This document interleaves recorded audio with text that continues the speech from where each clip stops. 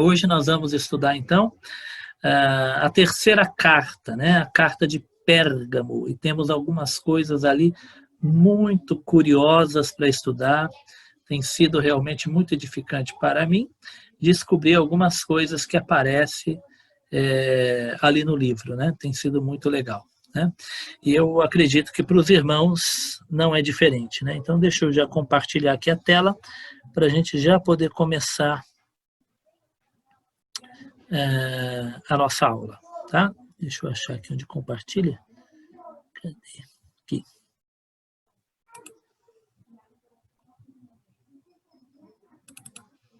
Ok. Deixa eu fazer aqui o que o Joel me ensinou para ficar a imagem maior. Aí, legal. Né? Bom, irmãos, então nós temos aqui, olha, Apocalipse, né? Apocalipse, as coisas que são. Estudo sobre as 7 igrejas da Ásia, as coisas que são. Carta à igreja em Pérgamo. Vamos começar lendo aqui o texto desta carta. Então, note muito bem aqui o texto, é o texto de Apocalipse, capítulo 2, versículo 12 ao 17.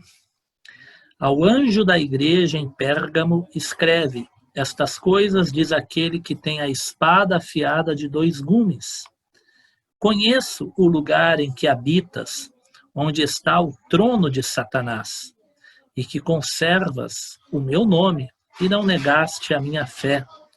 Ainda nos dias de Antipas, minha testemunha, meu fiel, o qual foi morto entre vós, onde Satanás habita.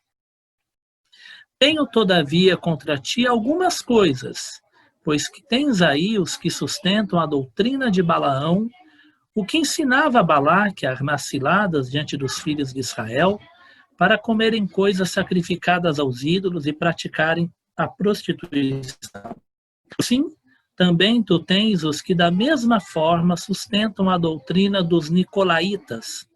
Portanto, arrepende-te, e se não, venho a ti sem demora, e contra eles pelejarei com a espada da minha boca. Quem tem ouvidos, ouça o que o Espírito diz às igrejas. Ao vencedor, dar-lhe-ei do maná escondido, bem como lhe darei uma pedrinha branca, e sobre essa pedrinha escrito um nome novo, o qual ninguém conhece, exceto aquele que o recebe, né? Eu coloquei hoje lá no grupo, né, uma curiosidade para os irmãos, né? Na verdade são muitas, né? Tinha 2 curiosidades. Eu iria mandar para os irmãos, né? Venha descobrir o que é o trono de Satanás, ou eu iria mandar, né? Venha descobrir o que é o maná escondido, né? Nós vamos falar de tudo isso, tá? Mas eu achei melhor pegar a parte que está na promessa, né? O maná escondido, a pedrinha branca e o novo nome. Mas nós temos várias coisas aqui enigmáticas, né? Às vezes parece que o Apocalipse é enigmático só a parte lá das visões, né? Mas na própria carta, nessas cartas para a igreja, nós já temos algumas coisas aí que a gente às vezes fica pensando o que será que isso significa. Então vamos começar aqui olhando primeiro como que eu fiz a divisão aqui, né? A Mary já mostrou ali que ela fez a lição de casa, né, irmãos? Não precisa mostrar, um exercício para você ver, né? Se você está conseguindo identificar no seu estudo essa divisão. E já serve para você já ir entrando dentro do estudo, né? Você já vai conectando as coisas, já vai percebendo antes mesmo da gente estudar, né? Oi? Dá para voltar para ali? Peraí.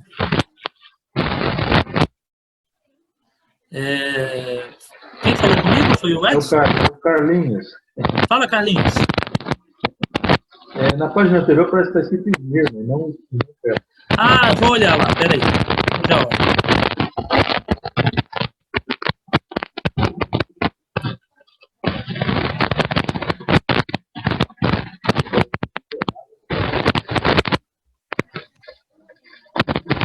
Peraí. Deixa eu colocar um mute aqui que tá. Pronto. Vamos lá, voltando então lá.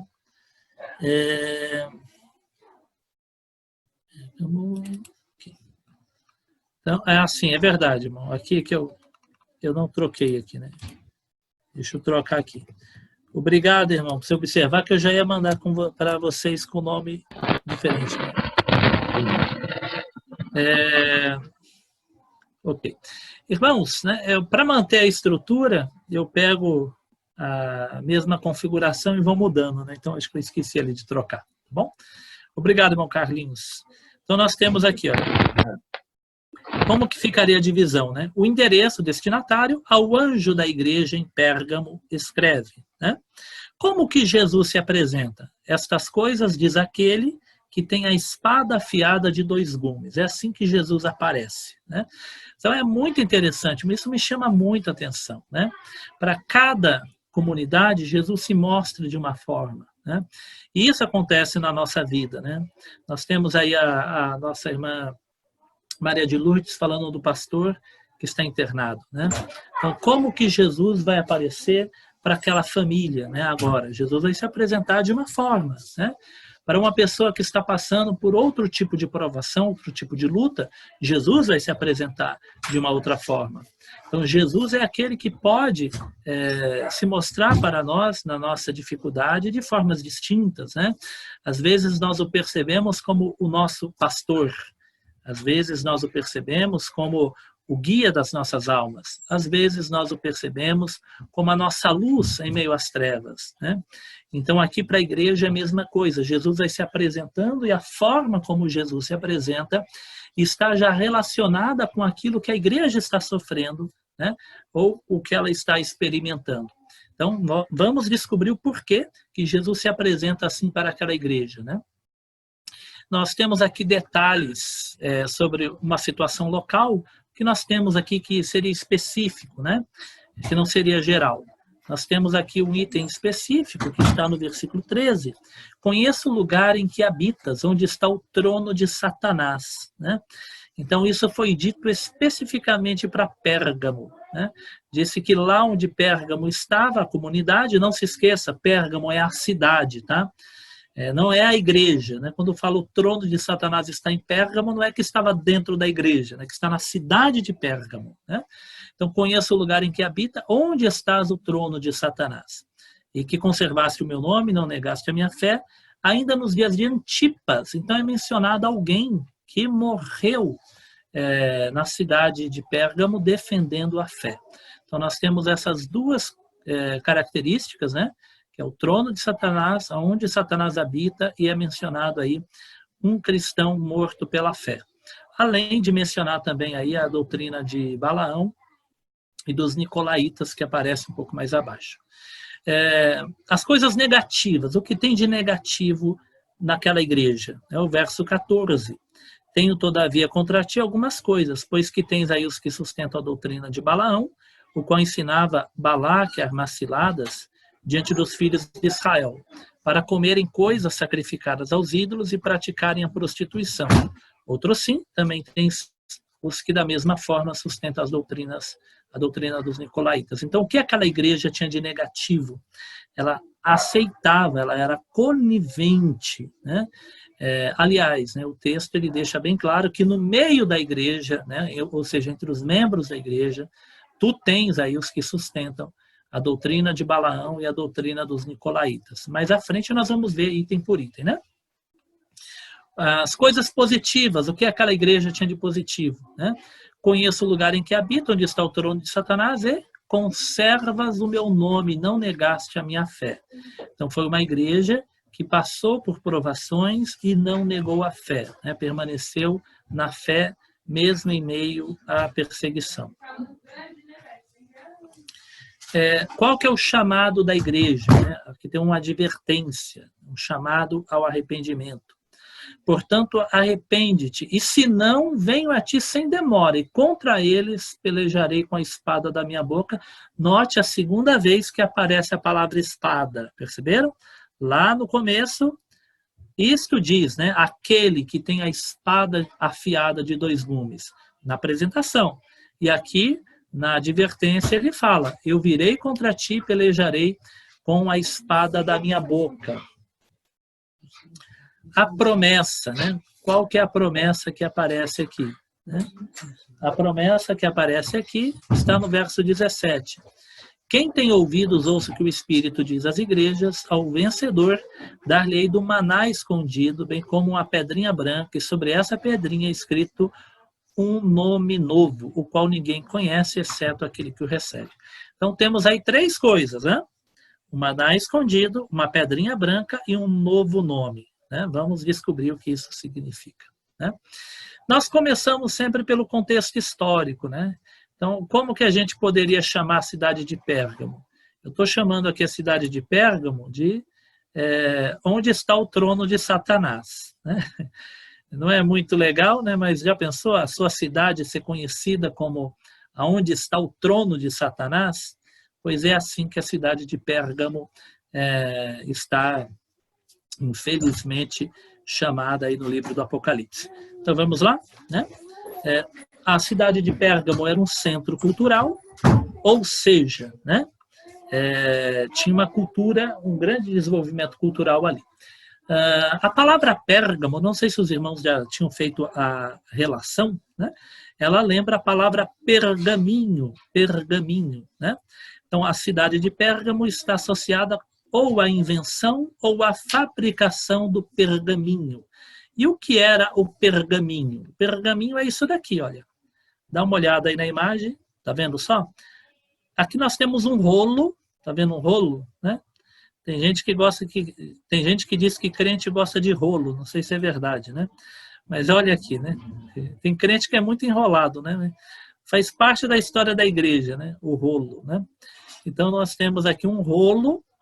Esse rolo aqui, ele é feito de pele de animal, geralmente de cabra, né? Então, o nome pergaminho é por causa de Pérgamo. Não é que Pérgamo é por causa de pergaminho. Note a diferença, tá? A cidade já existia com esse nome, Pérgamo. E aí eu coloquei aqui abaixo, né, uma curiosidade, né? Depois os irmãos vão receber algumas coisas aí eu não vou ler, né? É mais uma curiosidade. Mas aqui conta, eu coloquei aqui como curiosidade, né? Aqui conta que a cidade de Pérgamo tinha um rei que queria fazer uma grande biblioteca. E ele convidou um bibliotecário da cidade de Alexandria, né? A cidade de Alexandria teve uma das maiores bibliotecas da antiguidade. E o rei de Alexandria ficou com ciúmes, né, dessa concorrência e de ter sido tirado da cidade de Alexandria o bibliotecário. E aí o rei do Egito, né, Ptolomeu, ele proibiu a venda de papiro, porque antes as coisas eram escritas em papiro, que seria um tipo de papel feito com um vegetal, que tem esse nome, que é o papiro, né? E aí ele fez um embargo, não vendia mais papiro para a cidade de Pérgamo. E aí Pérgamo teve que inventar outra coisa para escrever. E aí eles inventaram, né, justamente o pergaminho, que é melhor que o papiro, até mais caro, né?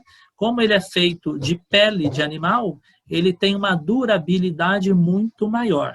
O papiro, ele se desfaz muito mais rápido, ele é vegetal. O pergaminho é um trabalho com peles de animais. Eu ia mostrar para os irmãos um vídeo, mas ia tomar muito tempo. Eu descobri que, eu não sei se é Rio Grande do Sul ou Paraná, nós temos no Brasil uma fábrica de pergaminhos. Olha que curiosidade, né? E vende para o mundo todo, né? Temos aqui no Brasil uma fábrica de pergaminhos. E aqui, olha só, uma Bíblia, né? Um rolo, né? Em pergaminho. Quando Jesus entrou na sinagoga, Jesus deve ter, lá em Lucas 4, diz que Jesus entrou na sinagoga e leu o livro do profeta Isaías, o Espírito do Senhor está sobre mim. Está escrito lá que Jesus pegou o rolo, né? O rolo é isso daqui, olha. Ele poderia estar bem elaborado, assim, né? Com essa parte aqui de madeira que ajuda a desenrolar, né? Ou ele poderia estar só assim, né? Como aparece aqui em cima. Tem uma outra imagem, olha aqui, ó. Aqui sem a madeira, né? Tá vendo o rolo? Então, o livro era assim. Você ia desenrolando de um lado e enrolando do outro. E você tinha o texto em coluna. Então, na antiguidade, era assim que se lia. Grande parte da Bíblia era preservada em rolos como esse, né? Então, quando alguém ia para a igreja, irmãos, lá na antiguidade, ninguém levava a Bíblia para a igreja como nós temos hoje, né? Hoje nós temos a Bíblia na forma de um livro, dessa forma, né? E isso não existia na época dos apóstolos. Na época dos apóstolos, o que se tinha era rolos, e era um rolo por livro, né? Então, lá no texto que eu disse, Jesus pega o rolo de Isaías, né? Então, na sinagoga, geralmente ficava em um baú os rolos dos livros. Então, o rolo de Ezequiel, de Jeremias, dos Salmos, e por aí vai. Então, olha, hoje nós temos um benefício muito grande, que é a Bíblia toda reunida, né, em um livro tão fácil de manusear, né? Enquanto que na antiguidade a gente tinha rolos. E isso foi inventado, o pergaminho, né, ele foi inventado lá na cidade de Pérgamo. E Pérgamo teve uma biblioteca com mais de 200 mil rolos, né? Olha aqui, ó. 200 mil rolos. Então era uma cidade que era um centro cultural, né? Note, eu não estou falando que são 200 mil rolos da Bíblia, tá? Aqui os livros são gregos, tá bom? Então, são livros de mitologia, de magia, de ciência, de tudo que vocês imaginarem. Tinha uma grande biblioteca, parece que só Alexandria era maior que a biblioteca de Pérgamo. Então, era uma cidade, um grande centro cultural. Outra coisa, um centro religioso. A cidade de Pérgamo era um grande centro religioso. Vocês já notaram que todas as cidades que eu estou mencionando, né, eram um grande centro religioso. O politeísmo era muito grande lá na antiguidade. E aqui eu destaquei os principais deuses de Pérgamo. Pérgamo tinha templos para um deus chamado Zeus Sóter.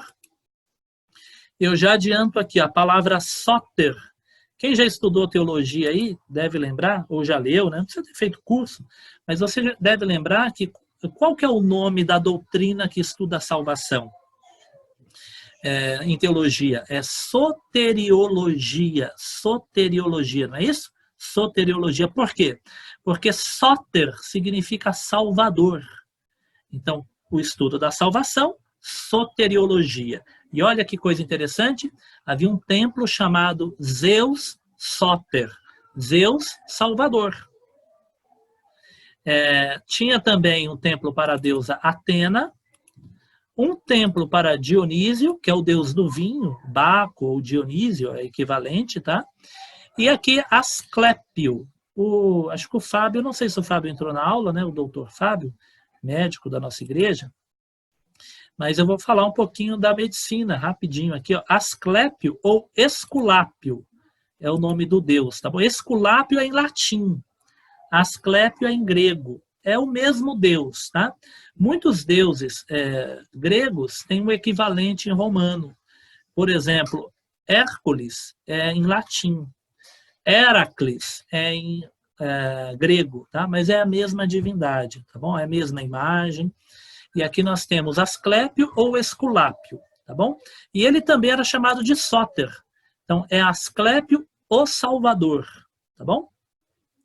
E lá na frente vocês vão entender que isso daqui é importante que eu estou falando, tá bom? Ó, construído sobre uma saliência fronteira ao Templo de Atena, então tinha uma montanha, um monte, eu vou mostrar uma imagem para vocês depois.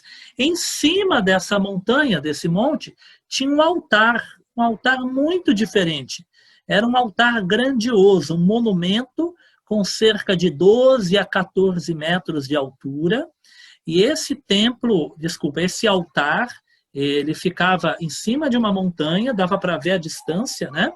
E ele era o altar de Zeus, o altar de Zeus. Eu vou falar mais desse altar mais à frente, tá bom? Porque esse altar de cerca de 12 metros de altura, não estou nem falando da largura, nem da profundidade, ele parecia uma cadeira, um trono.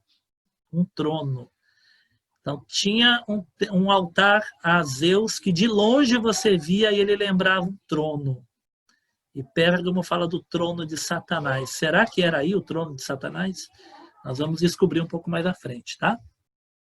O Asclépio, ele era conhecido por ser o deus da cura. Por isso que eu falei que ia falar da medicina, né?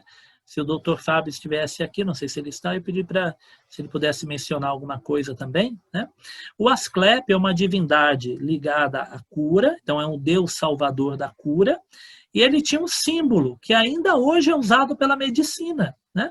Vocês já foram em consultório médico e viram o símbolo quando tem uma vara e uma cobra em volta da vara? Então, esse era o símbolo do deus Esculápio, ou Asclépio, e ele era o deus da medicina. Inclusive, na cidade de Pérgamo, havia o templo para ele e havia uma escola de medicina. E as pessoas iam lá fazer um tratamento médico, só que esse tratamento médico era associado com um deus Asclépio, né? Então, é uma cura, uma busca médica, mas associado com o paganismo, tá bom? E agora vamos olhar aqui algumas imagens do trono de Zeus, né? Irmãos, esse trono ele foi recuperado pela arqueologia. Olha ele aqui, né? Tá vendo aqui a imagem? Eu vou mostrar depois a imagem um pouco melhor. Ele foi desenterrado de Pérgamo, foi levado para Berlim, as partes. Ele está no Museu de Berlim e ele foi recuperado completamente. Esse é o mesmo altar que João via, né? Que os cristãos via. Ele está lá no Museu de Berlim. A estrutura tem 35 metros de largura, 33 metros de profundidade. Esse desenho aqui, olha, ele tem um relevo, ele todo, né? Toda a lateral dele, a frente, entrando novamente, tem 113 metros de relevo. Tá? E a visão ele era aqui, olha. Aqui nós temos o monte. Então, em cima dessa montanha ficava o altar de Zeus e nós temos a cidade baixa. Lá de baixo dava para olhar esse trono, né? Esse altar aqui. E na época seria isso daqui. Eu vou tirar do compartilhamento para mostrar a imagem, a foto, né? Que aí dá para eu ampliar, fica melhor para a gente visualizar. Então, estamos aí com 13 participantes, mas alguns chegaram, né? Que legal. Então, deixa eu colocar aqui a outra imagem. Olha, aqui fica melhor para a gente ver. Deixa eu ver se... Então, isso daqui, olha, é um desenho que representa como que seria, né? Peraí, eu coloquei errado. Eu quero a foto, né, no Word. Deixa eu achar onde está a foto. Aqui. Deixa eu ver se consigo mudar por aqui. Aqui, né? Então, o que eu coloquei para vocês nos dias de hoje? Aqui. Né? Vamos olhar primeiro hoje. Então, hoje é isso daqui. Olha aqui. Ó. Ele está recuperado, está no Museu de Berlim. Ele foi desenterrado, as partes levadas para Berlim e foi montado lá. Então, tem uma parte aqui que os turistas podem tirar foto, né? Temos aqui uma panorâmica. Olha aqui, é o mesmo, tá vendo? Olha, é como se fosse um trono, né? Como se fosse, olha aqui, ó, dá para ampliar aqui, a gente vê os braços aqui, né? Como se fosse um braço de um trono, como se fosse um cadeirão, tá vendo? Parece uma cadeira aqui, olha. Né? Agora eu quero que os irmãos imaginem, hoje isso daqui é só para visitação. Imagine isso daqui nessa situação aqui, olha. Aqui é um desenho que retrata como que ele funcionava. Olha só, no alto da montanha nós temos o altar, tá vendo? Olha, é aquele mesmo que a gente viu lá. A escadaria, e aqui no meio, animais sendo sacrificados a Zeus, e a fumaça subindo. O dia, todos os dias, isso no alto da montanha. Né? E olha essa representação da cidade de Pérgamo, como nós temos aqui o altar de Zeus, e aqui no fundo, olha quantos templos existem aqui no fundo. Aqui nós temos mais um templo, aqui atrás nós temos mais um templo, esse maior é outro templo, e aqui atrás mais um templo. Né? Então, as cidades gregas, elas tinham muitos templos para os deuses, e geralmente na parte alta da cidade. Eu gosto dessa imagem aqui também, olha, essa daqui, olha, aqui embaixo, essas ruínas, essas colunas, seria o templo do deus da cura, tá? O Esculápio. Só que o cadeirão, né, o trono de Zeus, ficava lá na montanha, lá no alto. Tá vendo a montanha aqui, olha? Então, aqui no alto da montanha é que ficava o templo dos outros deuses. Então, lá em cima ficava o trono ou o altar de Zeus. Então, imagina você chegando na cidade, ou você morando na parte baixa, todos os dias que você olhasse para essa montanha, você veria fumaça subindo aqui do sacrifício para os Zeus. Tá? E eu tenho uma outra imagem aqui, que é a cidade de Pérgamo hoje. Tá? Ela chama Bérgama. Então, a cidade antiga, no alto da montanha, né, ficou só as ruínas. Mas lá na parte de baixo, né, a parte mais baixa, ela ainda existe. Então, vou aproximar aqui, ó. Tá vendo as casinhas aqui, ó, prédios, olha lá. Temos prédios aqui, as casinhas. Aqui, aparentemente, é uma mesquita, porque tem a torre aqui. Prédios, olha a rua asfaltada. Tem um campo aqui, não sei se é um campo de futebol ou uma pracinha. Né? Então, essa é a cidade de Pérgamo hoje. Chama Bérgama, tá? Bérgama. Mas as ruínas aqui do alto, elas continuam. Né? Então, a cidade ela foi reconstruída na parte baixa. Agora, vou voltar lá no Word, tá? Vou voltar lá no texto que a gente estava usando. Aqui, né? Bom, então, dito isto, vamos prosseguir aqui e ver o que mais a gente descobre. Então, isso aqui eu falei para os irmãos. Esse daqui é o Esculápio que eu disse para os irmãos, o Asclépio. Nós temos uma imagem dele aqui jovem e uma imagem dele mais velho. Tá vendo o símbolo? Esse é o símbolo que a medicina ainda hoje usa. É um bastão com uma serpente enrolada. E olha a imagem do Deus. Aqui temos ele segurando um bastão e uma cobra enrolada. E aqui de novo, né? Uma outra imagem do mesmo Deus, ele mais velho, barbudo aqui, né? E com uma cobra enrolada. Então esse era o Deus da cura. Esculápio, o Salvador. O Deus da cura seria ele. Tá bom?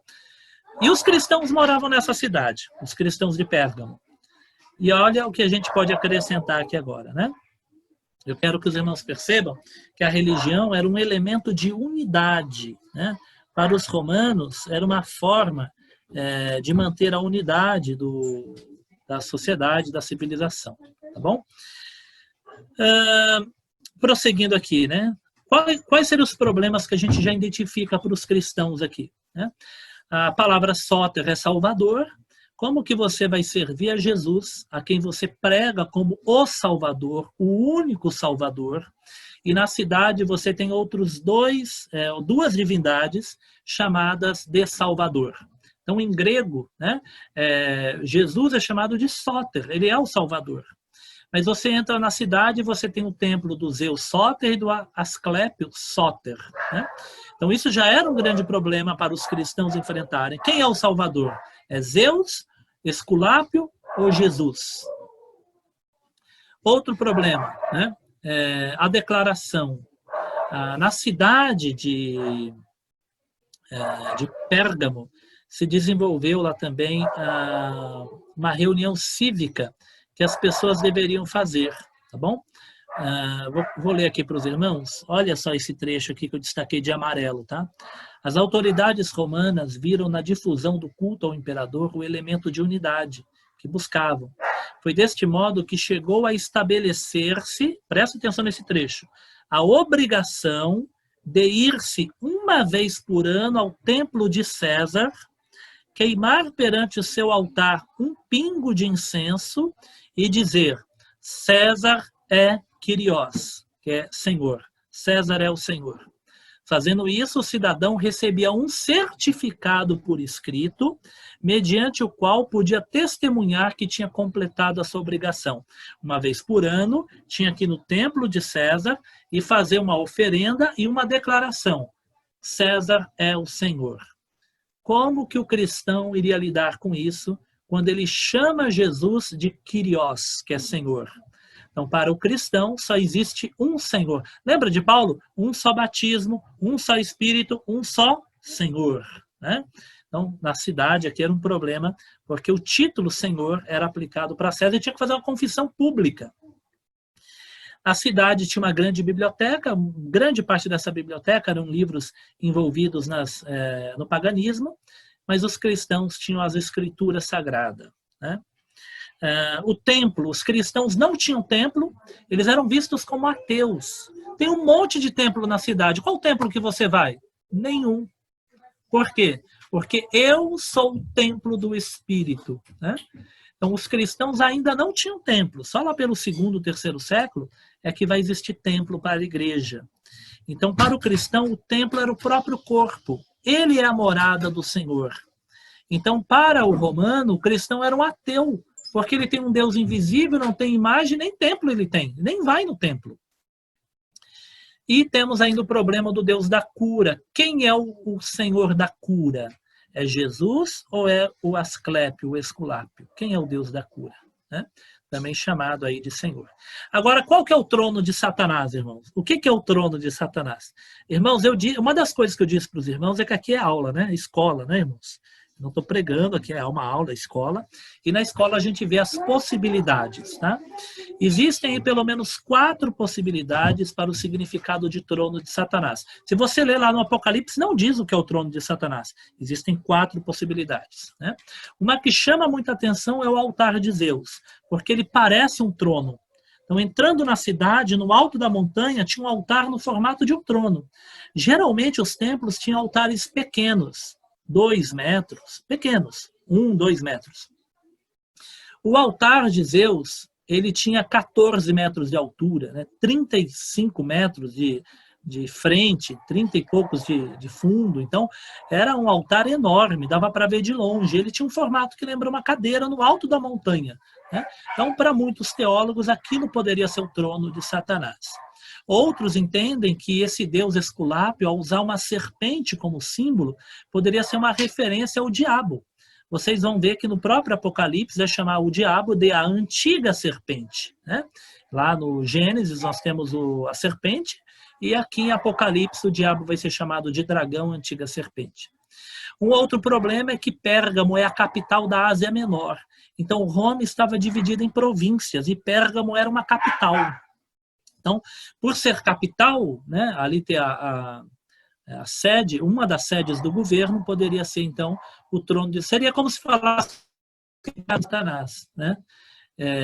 Porque ali era uma das capitais romana, capital da Ásia Menor. Então, dali que saíam muitas ordens contra os cristãos. E em Pérgamo morava o procônsul romano, né? E o procônsul romano, nós vamos descobrir um pouco mais à frente, ele tinha autoridade para mandar executar os cristãos, tá bom? Então, são essas as 4 possibilidades para trono de Satanás. A Bíblia não é clara em dizer qual delas, mas uma coisa nós sabemos, né? A cidade de Pérgamo, ela era altamente influenciada pelo poder das trevas, né? A cidade de Pérgamo, ela era altamente influenciada por aquilo que é maligno, por aquilo que é ruim, por aquilo que é mal. E vai ter um exemplo muito forte mais à frente que eu vou mostrar para os irmãos, que é sobre a morte de Antipas. A cidade atual já mostrei, agora vamos começar aqui, né? Jesus se apresenta. Jesus se apresenta como aquele que tem a espada afiada de 2 gumes. E o que significa isso, né? Então, nós temos algumas coisas do direito aqui. Temos aí o doutor Edson, que é do direito, né? Não sei se ele pode nos ajudar em algumas coisas aqui, porque aqui é da época romana, se bem que se estuda o direito romano também, né? O doutor Edson deve conhecer, estudar, e se eu abrir para ele falar, ele vai falar muito tempo aqui, né? Mas o direito romano ele é importante ainda hoje, né? E aqui o apóstolo Paulo, os irmãos se lembram que Paulo usa a espada para falar do direito. Ele fala lá em Romanos 13, 4, ele diz que é aquele que faz o mal que a espada vem, né? Se você faz o bem, não deve temer a justiça, não deve temer o Estado. Porque o governo, ele é ministro de Deus, ou seja, ele está a serviço de Deus. Quando está a serviço de Deus? Porque Paulo diz que o Estado está a serviço de Deus, ou o governo está a serviço de Deus como ministro da justiça, e é aquele que faz o mal que deve temer a espada. Mas nós vamos ver que muitas vezes o governo se torna trono de Satanás quando essa autoridade não está a serviço de Deus, mas está trazendo o mal, como é o que acontecia aqui. Então, a espada é o símbolo da autoridade. Em Romanos 13:4, Paulo já usou espada como sendo o juízo que o governo executava. E lá em Pérgamo, o procônsul vai usar a espada para matar os cristãos, né? Então, nós temos aqui, olha, 2 tipos de procônsul ou de governadores. Algumas coisas eu leio, outras eu não leio, eu vou mandar tudo para os irmãos, tá bom?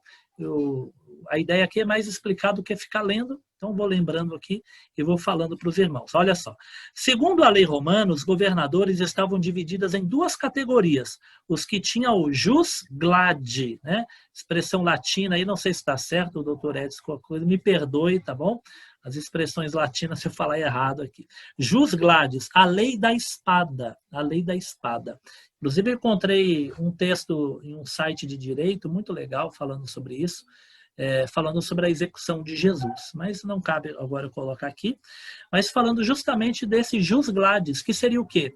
É o procônsul, ou governador romano, que eu coloquei aqui em amarelo, ó, os que possuíam o poder da espada tinham direito de morte e de vida sobre a província. Sua palavra era lei suficiente para que qualquer homem fosse executado na hora. Então, na cidade de Pérgamo, tinha uma pessoa com esse poder, o poder da espada. O que ele falasse, a ordem da boca dele tinha o poder de levar alguém à execução. E como que Jesus se apresenta? Aquele que tem a espada afiada de 2 gumes. E mais à frente ele diz que a espada sai da sua boca. Pelejarei contra eles com a espada da minha boca. Viram que coisa interessante? Em Pérgamo tínhamos um governador romano que tinha o poder da espada, esse jus gladis. Gladis vem de gladio, que é um tipo de espada romana, né? E a palavra do procônsul poderia levar a espada a executar alguém. Mas o que Jesus quer mostrar para Pérgamo? Que quem tem a verdadeira espada de poder sobre a vida e a morte é Jesus. Como que Jesus se apresenta para Pérgamo? Eu sou aquele que tenho a espada afiada de 2 gumes. Não pensem vocês que é o governador que tem o poder da morte e da vida. O poder da morte e da vida está nas mãos de Jesus. É assim que ele se apresenta. Nós temos aqui um termo muito interessante, né? Porque a ideia seria mais ou menos assim. O poder de Satanás é terrível. O trono dele está em Pérgamo e muitos cristãos estão morrendo. Mas o poder de Jesus, ele vai além desta vida. E aí nós lembramos uma frase de Jesus que eu já falei na aula passada, que é Mateus 10:28. Não temais os que matam o corpo e não podem matar a alma. Temei antes aquele que pode fazer perecer no inferno tanto a alma como o corpo. Então, lá em Pérgamo, tínhamos uma autoridade. Mas a autoridade de Jesus está acima da autoridade do governador de Pérgamo. O verdadeiro juiz, né? O destino eterno. Então, a ideia também seria mostrar que aquele que tem o poder de decidir sobre a eternidade da pessoa... Veja que coisa interessante, né? A espada romana é jus gladis, mas a espada de Jesus ela é de 2 gumes e é afiada, é assim que apresenta. A espada afiada, ela corta dos 2 lados, ou seja, não tem erro. O juízo de Jesus é perfeito. O juízo do Senhor é perfeito. A espada é a espada do juízo. Né? Para o romano seria isso. Só que para a igreja tem um significado ainda extra. Né? Para a igreja, a espada é a palavra de Deus. No livro do Apocalipse, inclusive, a espada vai aparecer mais de uma vez na boca de Jesus. Né? Apocalipse 1,16 está escrito que Jesus tinha na mão direita 7 estrelas e da boca saiu uma espada afiada de 2 gumes. Apocalipse 1,16. Apocalipse 2,12 é o que nós lemos agora. Isto diz aquele que tem a espada afiada de 2 gumes. 2,16, então lá foi 1,16, agora 2,16. Ele diz que vem pelejar com a espada da sua boca. Apocalipse 19, quando fala da guerra final de Jesus contra os poderes das trevas, diz que Jesus vai vencer o poder das trevas, o poder da besta, do anticristo, com a espada que sai da sua boca. Sai da sua boca uma espada afiada. Apocalipse 19, verso 11 a 15. E Apocalipse 19, 21, diz que foram mortos pela espada que saía da sua boca. Então nós temos em Apocalipse 1, 2, 3, 4, 5 vezes falando que Jesus tem a espada afiada de 2 gumes e que sai de sua boca, né? O que sai da boca é a palavra, né? Lembra, Apocalipse é muito metafórico, né? Não é literal, né? Você não vai olhar para Jesus abrindo a boca e uma espada saindo da boca dele, literalmente. Mas é a palavra, é uma palavra de juízo, certeiro, verdadeiro, justo, porém misericordioso a quem busca nele refúgio. Em Efésios 6:17, Paulo já disse que a espada do Espírito é a palavra de Deus. E aqui temos a ideia do gume de novo, né? Hebreus 4:12, porque a palavra do Senhor é viva e eficaz e mais cortante do que qualquer espada de 2 gumes. Então, essa espada que sai da boca de Jesus é a palavra de Jesus com autoridade para julgar, né? Para salvar, para julgar, para condenar. O que Jesus conhece daquela comunidade de positivo? O que tinha lá de positivo, né? Bom, a ideia do positivo que vai sair daquela cidade, da comunidade cristã, é guardar a fé em meio à perseguição. Né? É o verso 13. Conheço o lugar em que habito, onde está o trono de Satanás, e que conservas o meu nome, e não negaste a minha fé. Ainda no dia de Antipas, minha fiel testemunha, meu fiel, que foi morto entre vós, onde Satanás habita. Então, primeira coisa, né? Voltando aí, a igreja de Pérgamo vivia onde estava o trono de Satanás e onde Satanás habitava. Irmãos, o diabo, tem gente que acha que o diabo está lá no inferno, longe, né? E Jesus está falando aqui que Satanás habita entre nós. Satanás não habita só na cidade de Pérgamo. Satanás habita, né, no mundo todo. Lembram de Jó? Eu venho de passear pela terra, de dar volta por ela. O diabo anda pela terra toda. Mas por que Pérgamo tem essa ideia específica? Porque o poder concentrado em Pérgamo parecia ser mais efetivo. Talvez por ser uma sede do governo, talvez por de Pérgamo sair a ordem do procônsul para mandar matar muitos cristãos, e talvez por Pérgamo ter uma idolatria tão forte, uma abertura espiritual para receber aquelas entidades, forças visionárias para a cura, como Asclépio, ou ainda os sacrifícios para Zeus, de modo cada vez mais e mais efetivo. Provavelmente é tudo isso, todo esse conjunto formava Pérgamo como trono de Satanás e como onde Satanás habita, né? A ideia é que havia um controle maligno muito forte ali, né? São cidades que às vezes nós vemos o crescimento da violência, da maldade, da corrupção, né? Das doenças, das coisas malignas, da imoralidade, né? Vocês já ouviram falar de alguma cidade assim? Já ouviram falar de alguma cidade assim? Com muita violência, com muita criminalidade, com muita imoralidade, com muita... Então, é onde Satanás habita. E aqui nós temos ainda o pensamento de João. Né? 1 João capítulo 5, versículo 19, que é um 18, tá? Mas o verso 19, sabemos que somos de Deus e o mundo inteiro jaz no maligno.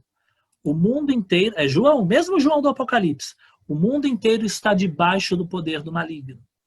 Nós temos João capítulo 17, eu lhes tenho dado a tua palavra, o mundo os odiou, porque eles não são do mundo, como também eu não sou. Não peço que os tires do mundo e que os guardes do mal. Eles não são do mundo, como eu também não sou. Santifica-os na verdade, a tua palavra é verdade, assim como tu me enviaste ao mundo, também os enviei ao mundo. Então nós temos no pensamento de João que o mundo inteiro jaz do maligno.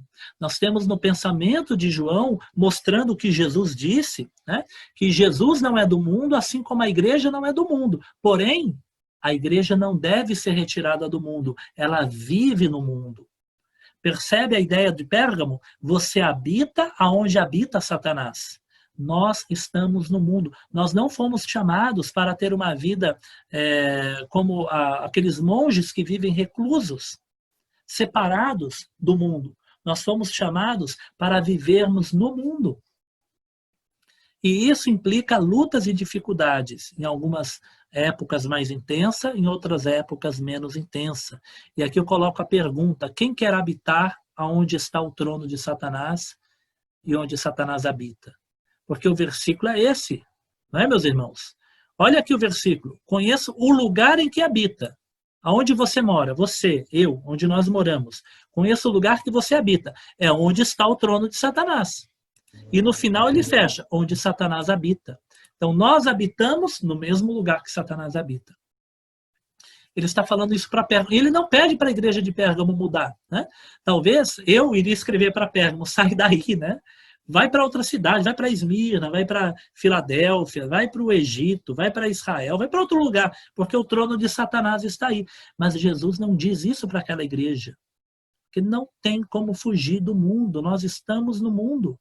Jesus disse, eu os enviei ao mundo assim como tu me enviaste. Nós estamos no mundo, ainda que não sejamos dele. E Pérgamo teria que enfrentar e estava enfrentando. E aqui tem um jogo de palavras que a gente só percebe em grego, tá bom, irmãos? Então acrescenta aqui essa outra informação. Geralmente aparece em Hebreus, em Pedro, né? Que a palavra para nós no mundo é como se fosse peregrino, alguém que mora por um tempo. No livro de Hebreus, eu coloquei ali a referência, Hebreus 11:13, diz que nós somos peregrinos e estrangeiros na terra. Como Jesus disse, estão no mundo, mas não são do mundo. É como se fosse de passagem. Mas aqui, a palavra foi colocada como uma habitação fixa. A ideia aqui é mostrar que não tem como fugir. Nós temos que morar neste mundo, que é um mundo maligno. E nós convivemos com as trevas à nossa volta. Mas nós somos o sal do mundo, né? Nós somos a luz do mundo e o sal da terra, né? E se o sal se tornar ínsípido, como lhe restaurar o sabor?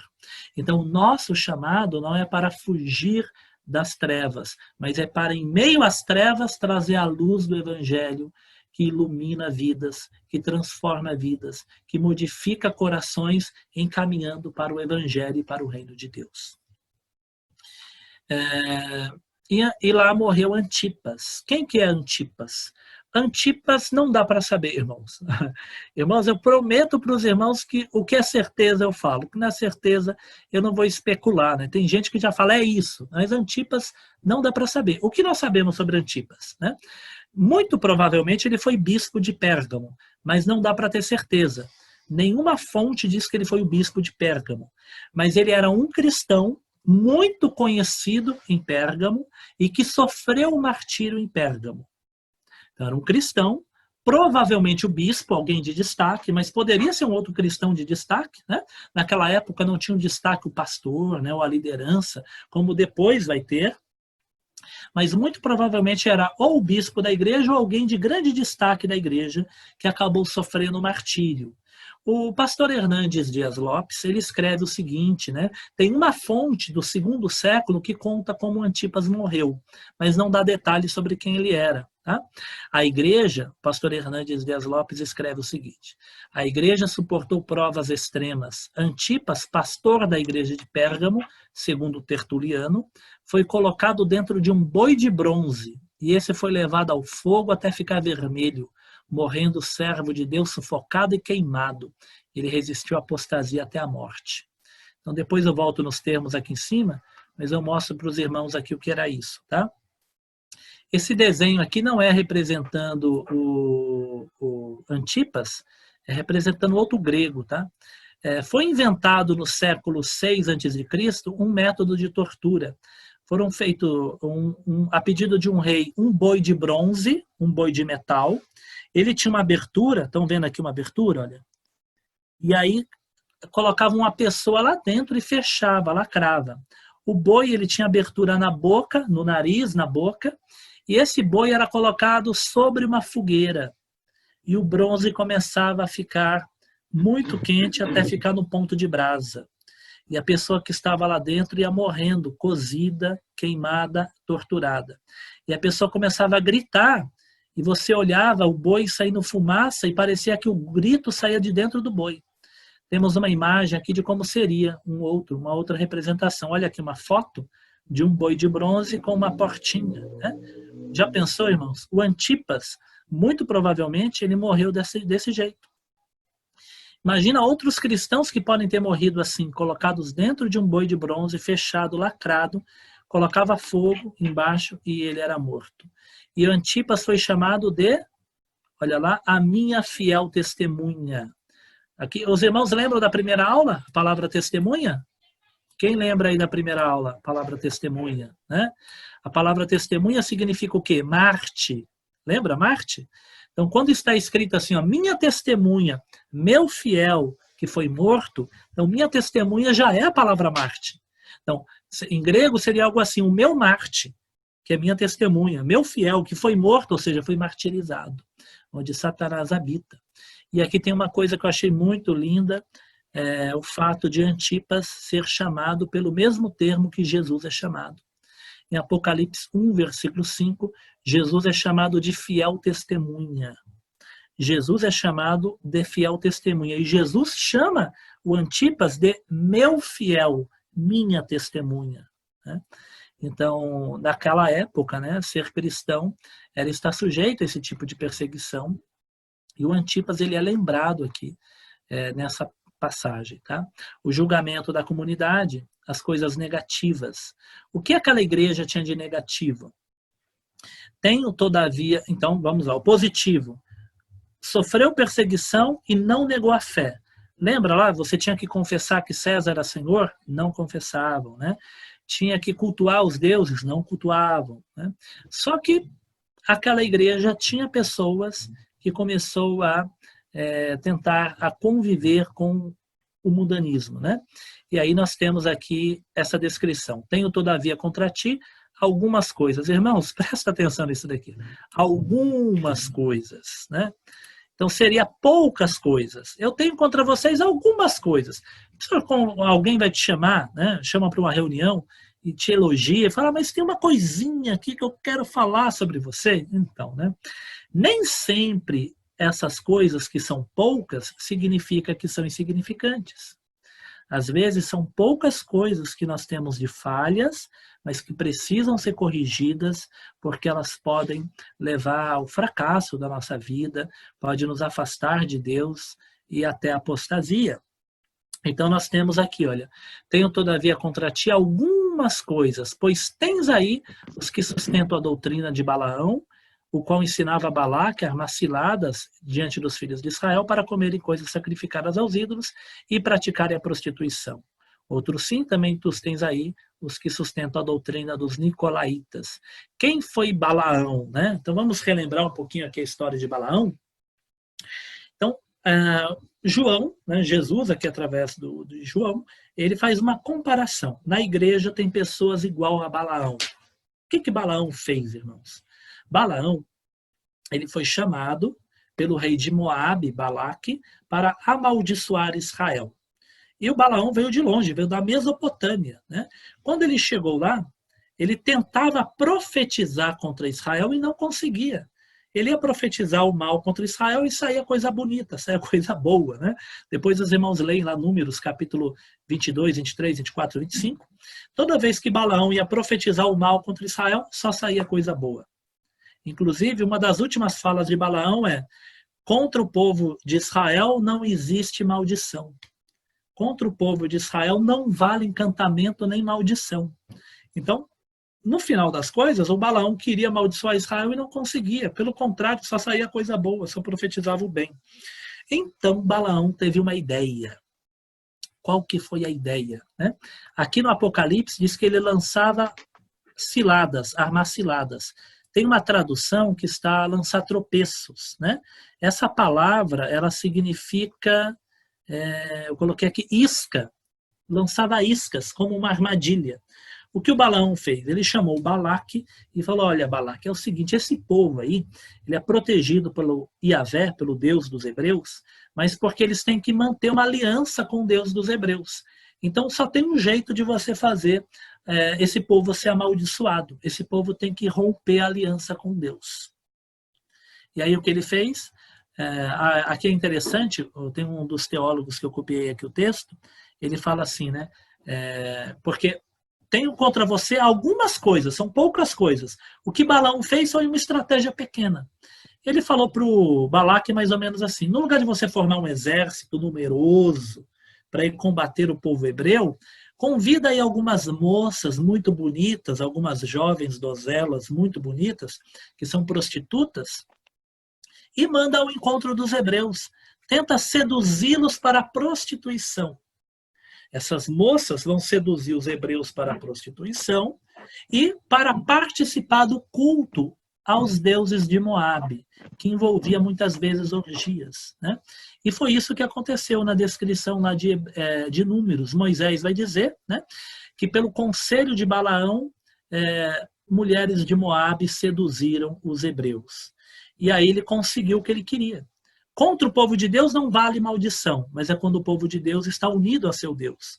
Mas quando o povo de Deus rompe a aliança com seu Deus, ele atrai a ira de Deus, como nós temos lá em Números. Então a tática do Balaão foi, no lugar de perseguir o povo, tenta atrair o povo para o pecado. Quando o povo pecar, o povo vai estar fragilizado, porque vai estar desagradando o seu Deus, né? Então, o que isso significaria para aquela igreja? Lembra dos nicolaítas? Eu já falei antes, né? É aquela frouxidão moral, né? Aquela convivência com a imoralidade. Os nicolaítas, pelo que se diz, nós temos descrições, não temos descrição na Bíblia, porque eles já sabiam que eram os nicolaítas. Mas os nicolaítas seriam aqueles que diziam que não tinha problema comer a carne sacrificada aos deuses e nem ter várias mulheres ou uma devassidão moral, né? E ao mesmo tempo servir a Jesus, né? E aí, naquela igreja, havia pessoas que iam por esse caminho, tanto da imoralidade como da falsas doutrinas, que seria essa tentativa de unir o sagrado com o profano, tá? E lá naquela igreja tinha pessoas que praticavam isso. O apelo, o chamado ao arrependimento, a advertência, né? Arrepende-te, se não venho contra ti sem demora, eu vou pelejar contra vocês com a espada que sai da minha boca. Aqui nós temos uma coisa interessante, né? Porque a igreja de Éfeso é uma igreja que está escrito assim, ó, a igreja de Éfeso, a primeira aula nossa, das cartas, foi a segunda aula, mas a primeira carta. Lá para Éfeso foi escrito assim, ó, tens a teu favor que você odeia as obras dos nicolaítas, que eu também odeio. Então lá em Éfeso, eles odiavam os nicolaítas e foram elogiados. Porém, aquela igreja não tinha amor. Lembram disso? Ela era intolerante. Ela rejeita as pessoas do erro, mas ela não tem amor. Arrepende-te e volta ao primeiro amor, a igreja de Éfeso. Essa daqui é uma igreja que é tolerante com o erro, com o pecado. Ela tolera os nicolaítas, ela aceita no meio delas e ela dá ouvido, estava crescendo dentro da igreja essa frouxidão moral e essa idolatria, essa convivência do paganismo com a fé cristã. Tá bom? E aqui diz que se ela não se arrependesse, Jesus iria vir contra aquela igreja e pelejar contra aquela igreja. Aqui nós temos duas ideias para essa vinda de Jesus, né? William Barclay vai dizer que a espada é uma espada que salva, e nós temos outros teólogos que dizem que não, é a espada do juízo. De qualquer forma, nós temos aqui uma ideia que é assim, ó, arrepende-te, senão eu venho pelejar contra vocês. Então perceba uma coisa, Jesus disse que iria vir em juízo. Ali não é a segunda vinda de Jesus, é uma vinda de Jesus contra a igreja de Pérgamo para executar algum juízo, alguma coisa contra a igreja de Pérgamo.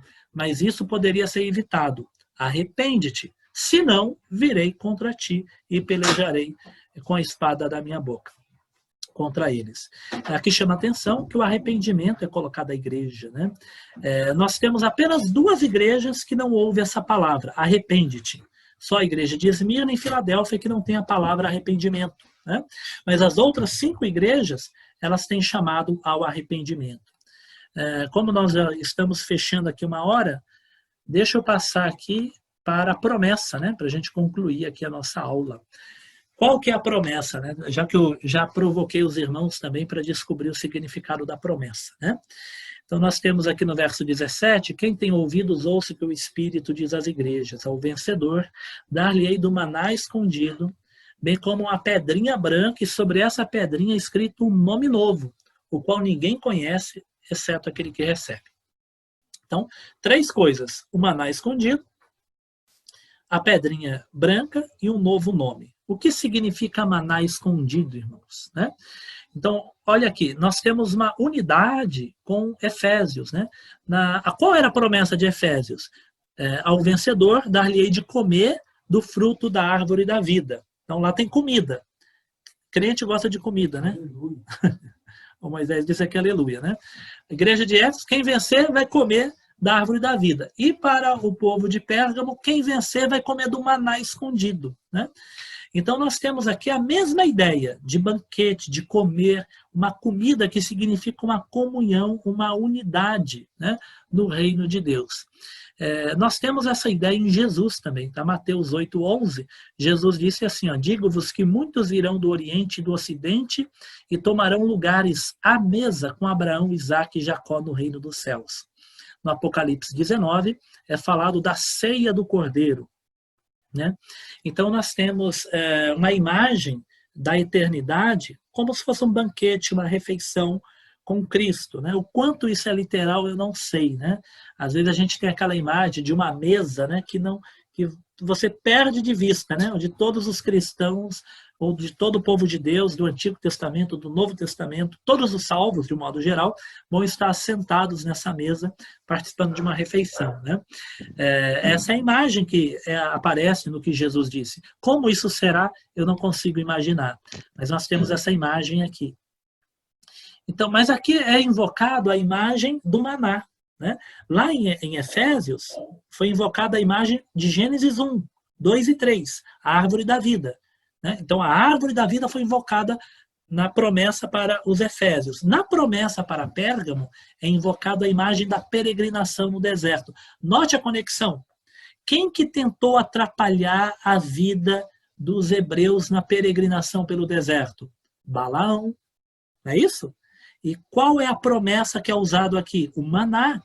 Então, o maná é a comida do deserto, né, que o povo de Deus comia. E teve lá um Balaão como inimigo, atrapalhando. E não é à toa, então, que é colocado aqui a promessa do maná. Agora, eu achei uma coisa muito curiosa, irmãos. Os irmãos sabem onde que está a Arca da Aliança? O Indiana Jones disse que achou, né, a Arca da Aliança, né? Então, Indiana Jones parece que achou a Arca da Aliança e estaria lá no Pentágono, lá nos Estados Unidos, né? É uma brincadeira, tá bom, irmãos? Né? Mas no filme lá do Indiana Jones tem a Arca perdida, né? Mas ninguém sabe onde está a Arca da Aliança, né? Mas eu tenho uma coisa para contar para os irmãos, tá? Tem aqui é da cultura judaica, tá? Uma lenda judaica, faz parte da cultura judaica, que se sabe aonde foi colocada a Arca da Aliança, né? E isso tem a ver com o que acontece aqui. Irmãos, algumas coisas que eu falo aqui é da cultura judaica, não está na Bíblia, mas alimentava a mentalidade dos primeiros cristãos, tá bom? Então, tenta entender isso. Então, nós temos aqui o seguinte, né? No livro de Macabeus, é um livro que só tem lá na Bíblia católica, não tem na Bíblia protestante, né? Mas no livro de Macabeus é contado o que aconteceu com a Arca da Aliança. Eu coloquei aqui o texto de Macabeus. Note bem que nós protestantes não usamos o livro de Macabeus, mas muitos judeus usavam. O livro de Macabeus está na Septuaginta, né? A primeira tradução da Bíblia para outro idioma foi a Septuaginta, feita para o grego. Então, os judeus da diáspora, e até os cristãos da diáspora, eles usavam a Septuaginta, que já está em grego. E lá tem o livro de Macabeus. Olha o que diz Macabeus. Segundo Macabeus, capítulo 2, versículo 1 a seguir, diz que encontra-se nos documentos que o profeta Jeremias ordenou aos que iam ser deportados que tomassem do fogo, como já mencionado. Além disso, confiando-lhe a lei, o profeta recomendou aos deportados que não se esquecessem dos mandamentos do Senhor e que, à vista das estátuas de ouro e prata e dos ornamentos de que estavam revestidos, não se deixasse desviar dos seus pensamentos. E ainda dizendo outras coisas semelhantes, exortava-os a que não deixasse a lei, afastando-se do coração. Então, esse texto até agora fala assim: quando os exilados foram levados para a Babilônia, Jeremias disse para eles, olha, não se afastem do Senhor, fiquem firmes na lei e tal. Mas Jeremias fez outra coisa segundo Macabeus, né? Diz assim, isso não está no livro de Jeremias, tá? Só no livro lá de segundo Macabeus, provavelmente é lendário a história, tá bom? Mas os judeus guardavam essa história no seu coração. O versículo 4 diz assim: no documento estava também que o profeta, advertido por um oráculo, ordenou que o acompanhasse com a tenda e a arca, até que chegasse ao monte onde Moisés tinha subido, que é o Monte Horebe, de onde vira a herança do Senhor. Ali chegando, Jeremias encontrou um abrigo em forma de gruta, onde introduziu a tenda, a arca, o altar e os perfumes, e depois fechou a entrada. Alguns dos seus companheiros quiseram aproximar-se para marcar o caminho com sinais, mas não conseguiram reconhecer o caminho, não reconhecê-lo. Ao saber disso, Jeremias censurou-os, dizendo: o lugar ficará desconhecido até que Deus restaure a unidade do seu povo e manifeste a sua misericórdia. Então o Senhor mostrará de novo estas coisas e aparecerá a glória do Senhor. Irmãos, por que eu estou usando aqui um livro que não tem nas nossas Bíblias, né? Só tem lá na Bíblia Católica? Porque essa era uma crença judaica. Então aqui os comentaristas, o William Barclay, da cultura cristã, todos eles vão comentar a mesma coisa, tá? Para os judeus, havia uma crença de que quando o Messias chegasse, lá no Monte Horebe, estava escondido em uma gruta a Arca da Aliança. E dentro da arca, o que tinha dentro da arca? Lá em Hebreus, eu coloquei aqui em cima, Hebreus capítulo 9, versículo 4, Êxodo 16, 32, né? Está escrito que dentro da arca tinha um pote de ouro com maná.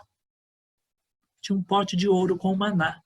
E aí os rabinos ensinavam o seguinte, isso lá no primeiro século, os rabinos ensinavam que quando o Messias chegasse, aquela gruta ia se abrir, ia ser reencontrada, e ia ser dado para o povo o maná escondido.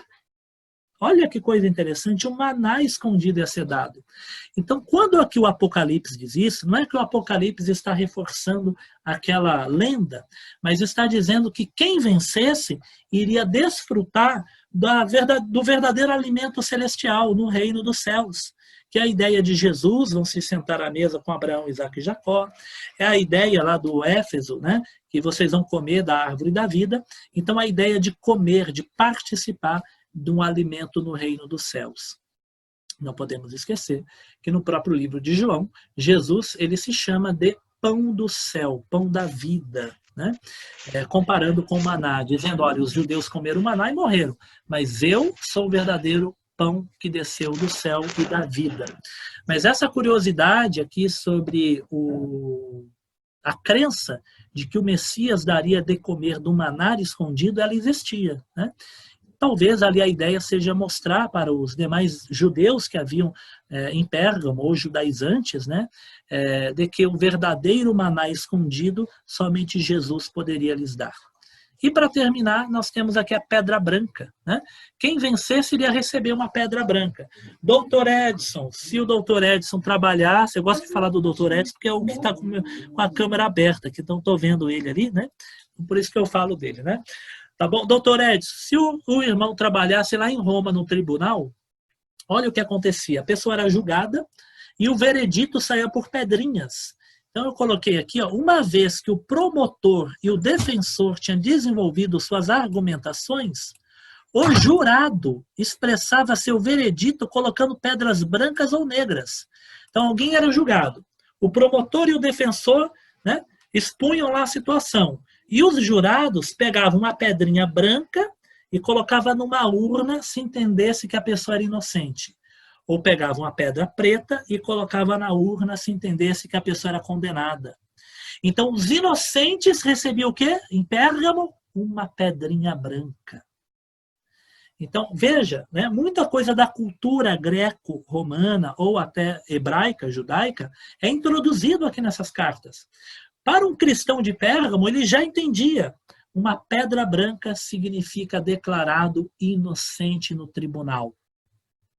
Para a fé cristã, significava que todos aqueles que estão confiando sua vida em Jesus, eles vão receber a pedrinha branca, que significa que nenhuma condenação há para os que estão em Cristo Jesus. Não é lindo isso, irmãos? Né?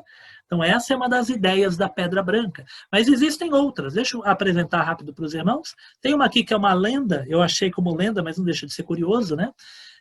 Alguns rabinos diziam que junto com o maná caíram pedras do céu, não tem na Bíblia, é só uma lenda, mas seriam dons que eles receberam, mas esse daqui é mais uma lenda, eu coloquei por curiosidade. Né?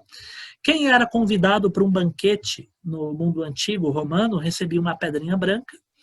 E nós temos algumas outras coisas aqui também, tá bom? Eu vou falando aqui que a gente ganha tempo. As pessoas usavam a pedra branca como amuleto. Então a pessoa pegava uma pedra branca, escrevia o nome de um deus e não mostrava para ninguém. Ninguém pode saber. Porque isso me protegia, era uma crença que se tinha. Talvez outra proposta que João estava dizendo para Pérgamo: vocês não precisam ser como eram antigamente, acreditando nesse tipo de superstição. Vocês querem uma pedra branca com o nome de um Deus protetor? Vocês já conhecem a Jesus, vocês já conhecem o Evangelho, vocês já são protegidos, né? Mas isso também acontecia. Mas tem algumas outras curiosidades aqui. Existe uma coisa chamada tessera, tá bom? Tessera. Tessera é um quadro ou pedra branca também, tá bom? Tessera. Coloquei aqui, ó, tessera. Era um quadro, ou tipo um tablet, né? Com pedrinhas brancas. E o que significava essa tessera? Ela era usada para 3 situações, tá? Havia pessoas chamadas de clientes, que eram pessoas dos plebeus, que eram ajudados pelos patrícios. E elas recebiam como se fosse um Bolsa Família, tá bom, irmãos? As pessoas que tinham essa tessera, uma pedrinha, elas poderiam ir na casa dos patrícios e elas recebiam dinheiro, roupa e alimentação. Só que ela tinha que ter uma pedrinha branca marcada, né? Só isso lhes dava direito a esse benefício, né? Isso acontecia em Pérgamo. Temos uma outra pedra branca que era usada para quem vencesse jogos olímpicos. Quando a pessoa vencia um jogo olímpico, era um campeão de atletismo, depois de um tempo ela recebia uma pedrinha branca que lhe dava direito a acesso a todos os jogos. Ela poderia ter acesso a outros jogos.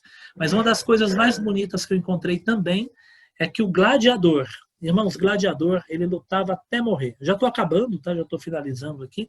Deixa eu ver se o Joel não está me chamando aqui.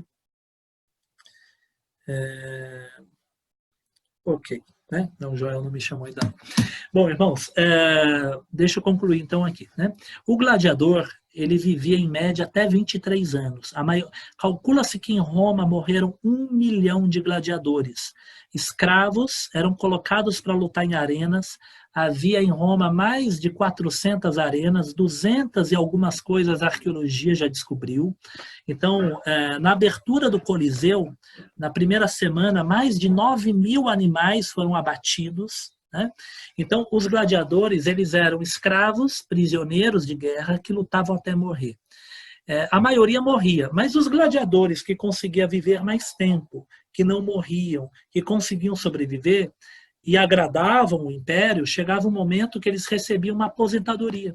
E sabe o que eles recebiam? Uma pedra com uma inscrição. Era como se fosse uma aposentadoria. Ele nunca mais ia precisar lutar, depois que combatesse várias lutas e sobrevivesse. Ele era dispensado das arenas e ele poderia viver em paz e com benefícios que ele recebia, né? Então pode ser uma outra referência. E aí seria o cristão, como em Pérgamo, depois que passou as provações, as perseguições, as lutas, como um gladiador, ele vai receber a pedrinha branca, que seria o acesso ao descanso eterno com o seu Senhor, né? Então, a pedrinha branca, ela tem vários significados em Pérgamo, né? Mas essa do gladiador e aquela do promotor, do jurado, né? Do juízo, é uma das mais interessantes referências que nós temos. E o novo nome, né? O novo nome. É a primeira vez que aparece a palavra novo. Nós vamos ter em Apocalipse novo nome, novo cântico, nova Jerusalém, novo céu, nova terra. Então, no Apocalipse, tudo se faz novo. Mas é um novo em qualidade. Não é que é destruído, aniquilado para surgir uma nova pessoa. Mas é um novo transformado, né? Como Abraão recebeu um novo nome, porque agora ele tem uma nova função, né? Então seria mais ou menos por aí. Isaías capítulo 62, versículo 6, talvez Jesus esteja já pensando nisso quando manda a carta, porque em Isaías 62, 6 diz que o próprio Israel, no reino milenar, no reino do Messias, ele recebe um novo nome, e as nações andarão à luz de Deus através de Israel, e Israel vai ganhar um novo nome, que Iavé, que o Senhor vai designar. Isso já estava no Antigo Testamento, Isaías capítulo 62, versículo 6. Tá? Então, a ideia do novo nome é a ideia também de uma nova situação, de uma nova maneira de viver. Eu coloquei aqui uma curiosidade, irmão, para arrebatar, para terminar. Né? Essa curiosidade é uma superstição judaica, tá bom? A gente fala de superstições do paganismo, mas entre os judeus também tinha superstição. Essa daqui, se não me engano, é até da Galileia. Tá? A superstição é o seguinte: as pessoas achavam que quando a pessoa estava doente para morrer, se trocasse o nome da pessoa, você enganava a morte. Então, a pessoa está para morrer, está doente, você dá um novo nome. E aí você engana a doença, engana a morte, porque agora é outra pessoa. Então, estou querendo matar o Alexandre. Agora o Alexandre se chama Edson. A morte olha e fala assim, não é esse não, estou procurando é o Alexandre. E aí a morte vai embora. Então, havia uma superstição que um novo nome enganava a morte. Então, quero que os irmãos pensem em um novo nome, né? Para aquele que é o salvo, significa o início de uma nova realidade em que a morte e a doença não haverá domínio sobre ele. Porque é o que diz o Apocalipse, no novo céu e na nova terra, não haverá lágrimas, não haverá dor, não haverá morte. Então, nós não vamos enganar a morte, nós vamos triunfar sobre a morte. Porque o próprio Apocalipse diz que a morte será morta. Né? Diz que a morte será lançada no lago de fogo, a morte vai ser destruída. Está lá no Apocalipse 20, é a morte da morte. Né? Então a morte já está vencida, ainda que nós hoje experimentemos e passemos por ela, mas a fé em Cristo nos faz crer que aquele que morre em Cristo passou da morte para a vida. Né? Então o nosso novo nome significa essa nova realidade transformada que nós vamos experimentar na eternidade. Queridos irmãos, nós vamos então chegando ao nosso final, né? Então passei aí alguns minutos, né? Na semana passada o Joel precisava para continuar também a aula aqui com os jovens, mas hoje ele não me chamou, então acho que dá tudo certo aqui também. Bom, meus irmãos, então essa foi a carta de Pérgamo. Tem muitas curiosidades aí, fora extra-bíblica, né? O maná escondido, a Arca da Aliança. Às vezes a gente não conecta, mas o maná escondido estaria dentro da Arca da Aliança. Era uma crença que se tinha, né?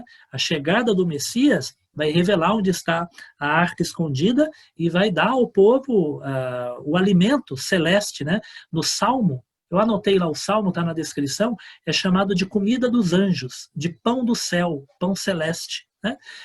Mas nós temos outras referências que falam do banquete celestial como se fosse no reino messiânico. Então a ideia também de Pérgamo pode ser essa daí. Ao vencedor, ele vai participar do verdadeiro banquete com o Messias, com o Senhor Jesus, com o Cristo. Essa era a fé da igreja de Pérgamo e somos desafiados hoje, como aquela igreja de Pérgamo, a refletirmos também nas nossas poucas coisas. Né? Tem algumas coisas contra vocês. O que seria contra nós? Né? Quais são as poucas coisas que nos faltam? Né? Então nós temos que olhar para a nossa vida e buscarmos ter uma vida cada vez mais digna do nome do Evangelho, do nome do Senhor Jesus. Nós temos que olhar para a nossa vida e tentarmos estar mais próximo do Senhor. O chamado de arrependimento é para todos, inclusive para a igreja, porque mesmo sendo igreja, nós vemos que essas igrejas tinham uma série de problemas, né? Mas a palavra estava ali chamando eles ao arrependimento, da mesma forma que nós também somos chamados todos os dias a esse arrependimento.